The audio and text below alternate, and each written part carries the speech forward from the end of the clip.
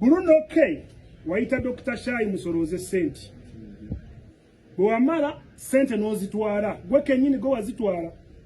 Eza Dr Shy. Dr Shy agenda oteka huko mukutu esimu ye. Enamba y'abantu basindike sente ku simu n'okola ki n'ogaana.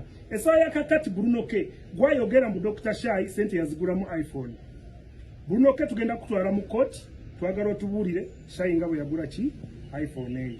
If you have a heart that is ungrateful, do not come to my inbox. Many of you are in my inbox.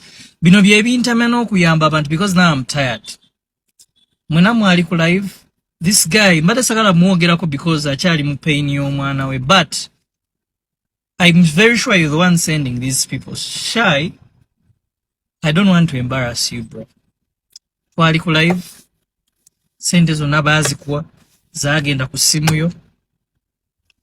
Receiving n'ogaana okukolera abantu video ebebaza simanya wali toyagala kupapya oshegeera waddamu n'onkubira n'amasimu bw'oyagala kwogera nange, but because of how you had treated me oshegeera I did not want to associate with you again. Ningamba ne Amon.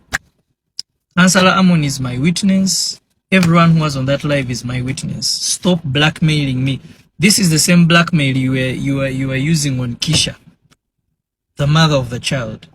Do not try to blackmail me. I have had enough of people trying to blackmail me. Ndoza mwe munda babuli omaso ayagala kunesimulizaako bisoto. Again, out of my good heart, I gave you a platform.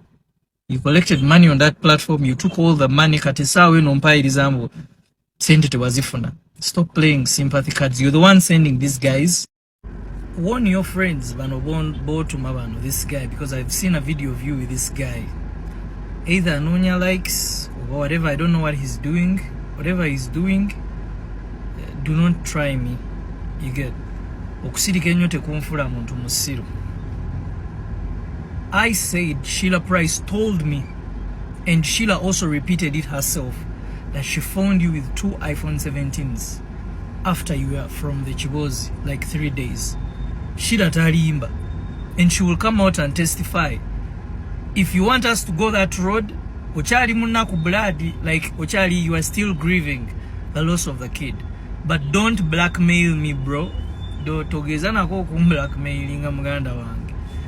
Cause Gumba mwagala twala direction hiyo ne bakwano. Tell your friends to desist from blackmailing me and trying to defame my name.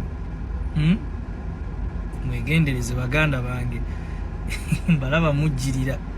Bisegera temundeetera kuva mu mbeera.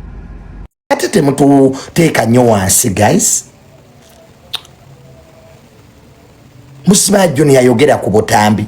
Bwe genda obwogereko. Banange isirire vezo. Everybody who has been following me omanyi kirasi yange. Just buli kimu nchogerako, like how do I even start? Yogera ku butambi, yogera ku butambi, yogera ku butambi. Me with my CV ebyo byammwe banange katsi wantama kasajja gwe wantama. There's one thing I don't like. Boba togenda kunkolera kintu njagala nnyo omuntu ngambe you not do that thing. Nay, but I hate a person ampa empty promise. Nze wobo yagala nkuchawe, give me false hope. You rather tell me, Junior, I'm not going to help you. Tuigo gamba abantu amazima. Omuntu okumulimba. Mugambe ekitufu mugaye nti sijja kuyamba oba sijja kukolera kino oba tekisoboka. Naye mulekerawo okulimba abantu. Omuntu nakubira sibiraga wange ina waawe esatu nomugaye nja kuweereza. Omuntu mugaye nange siina akitegere ntugenda muyamba. Some of you have lost people because of one thing, saying no. Learn to say no. Learn to say no.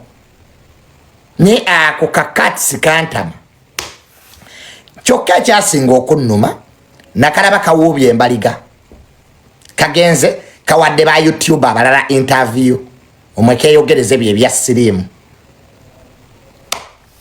katandise era nalwala sirimu simanya fiye niyo era fiye kati setwako ebibozi bye bya sirimu kasajja gwe we are tired of your stories kimu bibiri nina sirimu sigwe we kamuyina please olidde mu bibozi bya sirimu for a long time cats it's now time to round off that conversation cats omwaka guno funaye embozi endala gy'otunyumiza abantu tukoye ebibozi bye bya sirimu ate ne fiye naye mujje mu kamwako I think ky'omwogeddeko kimala fiye abonyebonye naawe the girl even regrets the day we yakusanga pana kana kogera era fiye ne muzimba era ne we are tired of that story now MC Cats this is 2026 ebibozi bye bya sirimu funako wobikomya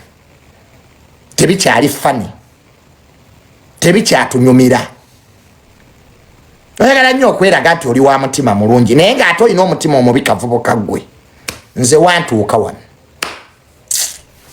nze Cats nsobola n'okusanga n'enkukunamira eke kavubuka gwe wantama nze ne bwe bankulabye bulabi n'ontuuza holodde bwekefuula ak'omutima omulungi bwekefuula akalumirirwa sirimu fe abamukusiiga kale bane nze waliwo abantu nga bantama ate nze oba ontami akaana ka Cats twali tubeera nako ku apartment yemu awo ekyanja we nali nafumbirwa n'omuwala Tasha that's where we live to live Cats Roger nga oyo mukazi wange Tasha yali asula waggulu ku 4th floor kati nga Cats basula ku 3rd floor actually na apartment yali yaabwe waliwo mukwano gwabwe gwe bajjanga olaba kati ze nga mukazi wange Tasha tulina room ku 4th floor kwe apartment nga Cats bajjawo era nawulira no era kali kakwana ne mukazi wange I had naye nensirika kale wantama